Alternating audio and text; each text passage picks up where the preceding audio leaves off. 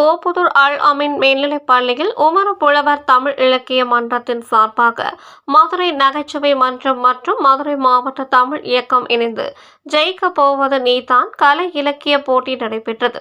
இப்போட்டிக்கு மதுரை நகைச்சுவை மன்ற ஒருங்கிணைப்பாளர் இஸ்மத்துல்லா தலைமை தாங்கினார்.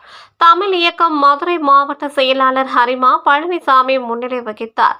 அல் அமீன் மேல்நிலைப் பள்ளி தலைமை ஆசிரியர் மற்றும் மதுரை மாவட்ட தமிழ் இயக்கம் ஒருங்கிணைப்பாளர் ஷேக் நபி வரவேற்புரையாற்றினார். வழக்கறிஞர் அமிர்தராஜ் சிறப்புரையாற்றினார். உதவி தலைமை ஆசிரியர் ஜாகிர் உசேன், பட்டதாரி ஆசிரியர் அபுதாஹிர் மாணவர்களை வாழ்த்தி பேசினர். மாணவர்கள் முகமது ஹாரூன், அப்துல் ரஹ்மான், ராஜஹரிகரன், சிவகார்த்திக் ஆகியோர் என்னை கவர்ந்த கவிஞர் என்ற தலைப்பில் கவிதை வாசித்து சிறப்பாக பேசினார். சுமார் 60க்கும் மேற்பட்ட மாணவர்கள் பேச்சு, கவிதை, கட்டுரை மற்றும் சிலம்பம் முதலான போட்டிகளில் கலந்து கொண்டனர். நடைபெற்ற முதல் சுற்று போட்டிக்கு முதல் 3 இடங்களுக்கு மாணவர்கள் தேர்ந்தெடுக்கப்பட்டனர். இப்போட்டிகளுக்கான ஏற்பாடுகளை ஆசிரியர்கள் நூருல்லா, தௌபீக் ராஜா, பஷீர் ஷெரீப் அலி, அல்ஹாஜ் முகமது, சண்முக சுந்தரம், மாலிக் ஆகியோர் செய்திருந்தனர். உதவி தலைமை ஆசிரியர் ரெஹமத்துல்லா நிகழ்ச்சியை தொகுத்து வழங்கி நன்றி உரையாற்றினார். எல்லா பெருமையும் நமக்கு தெரிஞ்சதுதான். அப்ப மதுரை அப்படின்னு எடுத்துக்கிட்டாலே அது ஒரு கலை நகரம் தான். அப்படிப்பட்ட ஒரு நகரத்துல கலை இலக்கிய போட்டி நடத்துவதில் நாங்கள் ரொம்ப பெருமை அடைகிறோம். அதற்கு நான் என்னதான் சொன்னாலே இங்கே ஒத்துழைப்பு நல்கிய 2 உதவி தலைமை ஆசிரியர்களுக்கு நேற்றைய தினம் இந்த படிக்காண்டி 5 ஆசிரியர்களை நியமித்தோம். என்ன எக்ஸ்பீரியன்ஸ் சார், 5 பேரை நியமித்தோம். அவர் Noorullah sir, English sir, Basheer sir, அப்புறம் தௌபீக் சார், அப்புறம் Malik sir, drawing master sir, மொத்தம் 5 பேரை நாங்கள் ஏற்பாடு பண்ணிவிட்டோம். நேற்று மதியத்திலிருந்து கிட்டத்தட்ட நேற்று 11 மணிலிருந்து இந்த வேலைகள் ஆரம்பமாகிவிட்டோம். அப்போ வெற்றிங்கிறது எங்கே இருக்குன்னா, என்னைக்கு நம்ம மொத்தமாக இந்த நிகழ்ச்சியினுடைய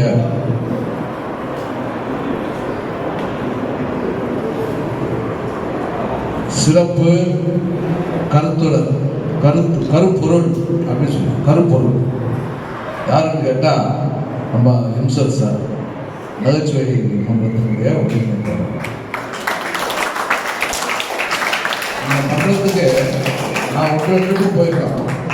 போன வட்டம் கூட எங்களை எல்லாம் அழைத்து பாலித்திட வைத்த பாட்டு தலைவன் எம் பாரதியை வணங்கி ஆண்டுகள் ஆக ஆக வயது ஏற ஏற இளமை கூடும் பேரதிசயம் பெற்ற என் தமிழ் அன்னையை வணங்கி தன்னை விட உயரத்தில் நிற்க வைக்க தரணியை யாவுக்க முழு மூச்சாய் எங்களுக்காக உழைக்கும் ஆசிரிய பெருமக்களை வணங்கி அறியாமையை சுருக்கி அறிவை பெருக்கி நாளை சூரியனை போல் ஒளி வீச காத்திருக்கும் என் இளம் காளையர்களே, வருங்கால தேவைகளே, எதிர்கால மேதைகளே என அனைவரையும் சிறம் தாழ்ந்து வணங்கி பேச போகிறேன் என் தலைப்பில் இறங்கி.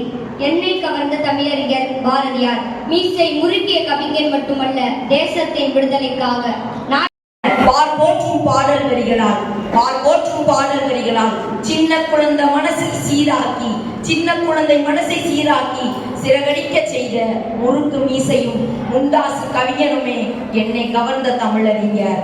அந்த யானை மட்டும் இருந்திருந்தா அதை தாக்கும் பலம் எனக்கு இருந்தா தும்பிக்கையை பிடிச்சு தூக்கி அடிச்சு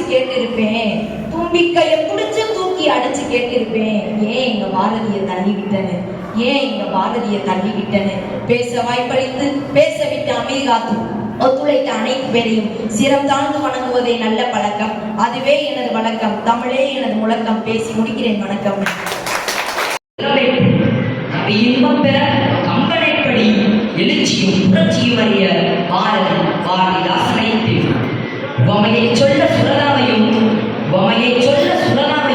நடைப்பழக கல்கியையும் தமிழரின் பண்பாட்டை பறைசாற்றி நிற்கும் சங்க இலக்கியங்களை தேடி தமிழரின் பண்பாட்டை பறைசாற்றி நிற்கும் சங்க இலக்கியங்களை தேடி நடந்து போகும்போது பாதைகள் உள்ள சுழல் எழுத்துக்களை